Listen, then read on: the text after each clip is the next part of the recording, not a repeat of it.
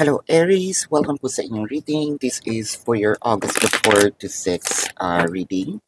So, para po sa mga bago, don't forget to click the subscribe button, smash the like button, comment below kung kayo po ay nakaka-resonate, and hit the notification bell. So, kung gusto niyo po ng dalawang reading sa akin, mag-subscribe po kayo dun sa ating kabilang channel. That is Babaylan TV. Nagla-live din po tayo doon. So kung gusto niyo pong sumali, you're very much welcome. Kung hindi niyo po maabutan, pwede kayo magtanong dito sa comment section as long as the question is answerable by yes or no. No? So if you still care about your exes, no, yung ating pong segment na X-Files, hindi ko na po dito i-post sa Facebook na po. No? So you might want to check on it. Sa Facebook po, Babaylan TV. No? So Aries, I want you to know that this is a general reading. So you may resonate with the entire reading or you may resonate with some bits and pieces of the reading. Take what's only yours. Magsimula na tayo. Aries. So ang nakikita ko dito, parang iniisip mo no sa tagal na ng relasyon namin. It could be this is the longest relationship you have. This is general reading, no? So it could be the 6 months na pinaka-strong, no? Na emotional, pinaka-seryoso, no?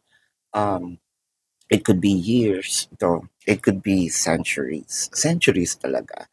No, it doesn't matter how long. Basta ito yung parang pinaka-stronger, ito yung pinaka-intense, ito din yung so far sinasabi natin pinakamahaba, yung duration. No? Aries, ang nakikita ko dito, meron ka pa bang iniisip mo dito, meron pa bang chance, no, para ma-elevate itong relationship into another level of commitment?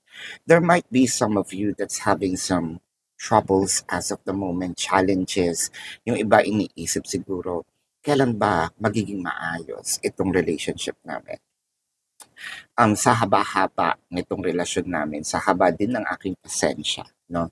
Meron pa bang chance na maayos, no? Ma-feel ko naman na I am worth it. I deserve, no? Na magkaroon ng isang relasyon na pwede kong ipagbalaki, no? With the Hierophant, the Four of Pentacles, the Devil card, the High Priestess, and the Eight of Wands. So, ang nakikita ko dito, Aries, parang meron ditong sabihin nating paghingi ng tawad or hindi pa, meron pang hindi humihingi ng tawad. So actually, someone here probably is waiting, for that person to apologize. So merong energetic separations. Merong nagmamatigas dito, no? Parang ang tigas-tigas ng puso, ang tigas-tigas ng damdamin. Bakit ako natitikis ng taong ito ni kahit kausap? No? For a few numbers of you, the separation may also be physical. Pwedeng nasa ibang lugar, no? It doesn't necessarily mean kailangan nasa ibang bansa. Pwedeng nasa kabilang kalye, nasa kabilang bahay, hindi nagsasama sa iisang bahay, no? With the Four of Pentacles in here, parang nagiging sakim, nagiging sabihin natin hindi pala bigay, hindi generous ngayon sa time.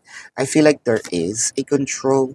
Meron din mga nagtatago dito kasi parang yung isa naman sinasabi, nai-stress ako pag nakikita kita, no? Or probably sinasabi dito, ayaw kong nakikita ka kasi mas lalo akong naiinis, nagagalit. Kasi yung isa naman, sige na, sorry na, no? With the Devil card in here, the Nine of Cups and the Justice. So, I feel like meron namang chances na magkaayos uli. I feel na Aries, yung isa sa inyo is sobrang heightened pa ng energy. Sobrang hindi pa ganoon ka fully healed kung ano man yung nagawa. Let's say si person A, yung medyo ines. Si person B, siya may nagawa siyang kasalanan. Si person A, hindi pa fully healed para magpatawad. So, nandun yung mga paninikis, nandun yung mga sinasabi nating pangdededma, no?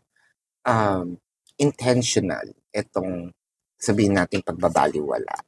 No, with the Queen of Cups, the Five of Wands, the Sun, the Knight of Pentacles, and the Page of Wands.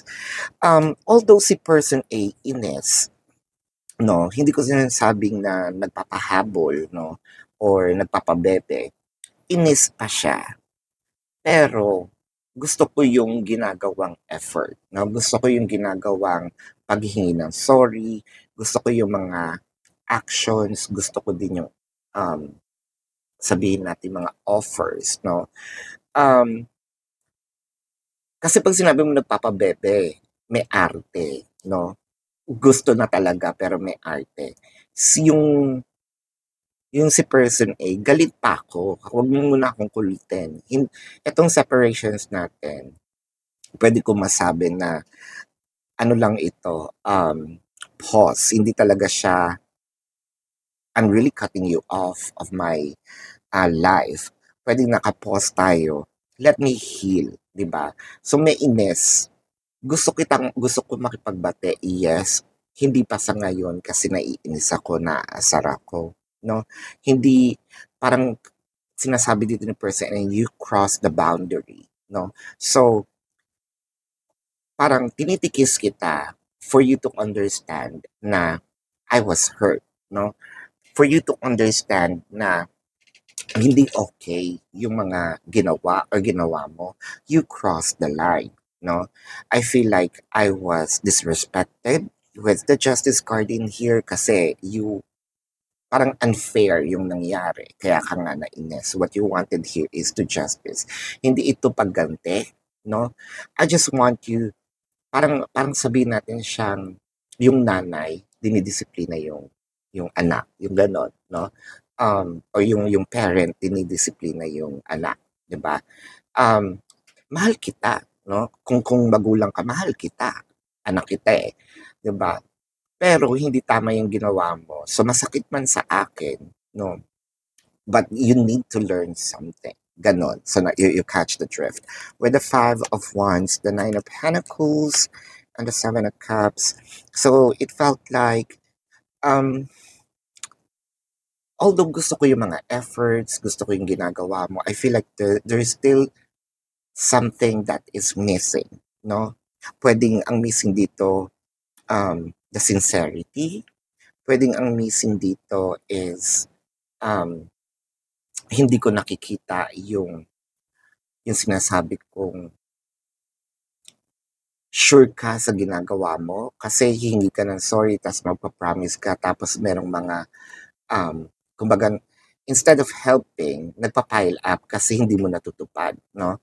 On top of kasalanan mo, 'di ba? On top of kasalanan na nagawa ni person B, meron pa siya mga maliliit na mga sablay. So, how am I going to um how am I going to forgive you, no? Kung hindi ko nakikita yung sureness, kung hindi ko, although may effort, no? Hindi ko nakikita, kumbaga, ginagawa mo lang siya for the sake of, na yun kasi yung dapat gawin. Pero what I am looking forward to is for you to be sincere. Tama ba? Na-get ko. So this is your reading. Let's check the emotion, no, of your person. This could be your emotion. This could be your person's emotion. I remember the day we met like it was yesterday. And I want to hold you in my arms. Sa sobra na yung longing, sobra na yung sinasabi nating pagka-stress din, no? Na-stress din si person, somewhat, siguro, kaya minamadali, no? Kailangan lang talaga mag-antay kasi mangyayari itong reconciliation, no? Siguro kung si person B itong nakikinig ngayon, no? Ipakita mo kasi na you truly meant, no, your action. Kasi kapag nakasakit tayo, minsan likas na rin sa atin, "Uy, sorry ha." Pero apology without changes in action, that's actually manipulation, 'di ba? So, ipakita mo, no? Ipakita mo rin na you're very sincere to what your word. I mean, you're the man of your word, no? So, let's check the zodiac sign of your person. This could be their sun sign or a placement in their chart. I'm seeing Pisces, Taurus, Leo, Virgo. Uh, s-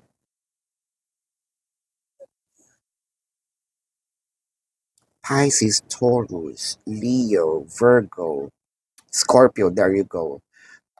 Capricorn, Sagittarius, Cancer, Libra. No, yeah. So that is your reading, Aries. Para po sa mga bago, don't forget to click the subscribe button, smash the like button, comment below kung kayo nakaka-resonate, and hit the notification bell. Kung gusto niyo po ng dalawang reading sa akin, subscribe na rin kayo dun sa kabilang channel, that is Babaylan TV. Yan po ang ating unang channel catered for our international audience, no? So, kung gusto niyo pong sumali sa live session, sa kabilang channel na rin po yun, no, Babaylan TV. Kung hindi niyo po maabutan, pwede naman kayo um, tanong sa comment section as long as the question is answerable by yes or no. No? Pero kung feeling ninyo hindi naman po kayo masasatisfy sa yes or no na sagot, no, sa description box, nandun po yung link ng aking website. So, click on it. Sa pinakababa po, no, i-hover nyo lang sa pinakababa. Nandun po yung question form. Sa pinakababa pa, nandun po yung information, how much per question, the mode of payment, the number, no, for your reference. And I also created a 4 questions plus one, so take advantage of it. That's already a discounted price. If you want to book a private reading, nandun din po siya sa pinakababa ng na nasa link sa description box, no? Tuloy pa rin po ang ating manhunt sa mga fake accounts, no? Paki-click na lang po and then report it, take a screenshot, send it to the designated email para po manalo kayo ng free personal reading. And when I say free, it's actually free of charge, no? So, if you still care about your exes, again, hindi na po yun dito, sa Facebook po siya. So all you have to do is to follow me, no? Follow sa Facebook, Babaylan TV, no? So this is your reading, Aries. Love and light to you. Namaste. Sa see you po, no? Sa susunod na reading or sa susunod na live. Goodbye.